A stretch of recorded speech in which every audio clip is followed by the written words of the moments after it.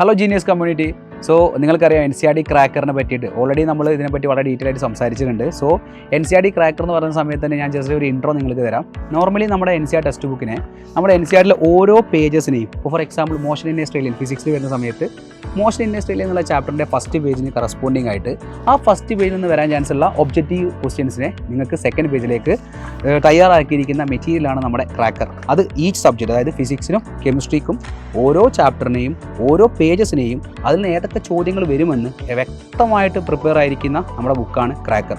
So ആ ക്രാക്കറിൻ്റെ second volume ഇപ്പോൾ available ആയിട്ടുണ്ട്. സോ ഓൾറെഡി നിങ്ങൾക്കറിയാം, ഒരൊറ്റ പ്രാവശ്യം നിങ്ങൾ പേയ്മെൻറ്റ് ചെയ്യുകയാണെങ്കിൽ വൺ ടൈം പേയ്മെൻ്റ് ആയിട്ട് 2000 റുപ്പീസ് നിങ്ങൾ അതാത് ഹൈബ്രിഡ് സെൻറ്റേഴ്സ് ത്രൂ നിങ്ങൾ ചെയ്യുകയാണെങ്കിൽ നിങ്ങൾക്ക് ഓരോ ഹൈബ്രിഡ് സെൻറ്റേഴ്സിലും പോയിട്ട് നിങ്ങൾക്ക് എന്ത് ചെയ്യാം, ക്രാക്കർ പോയിട്ട് വാങ്ങാം.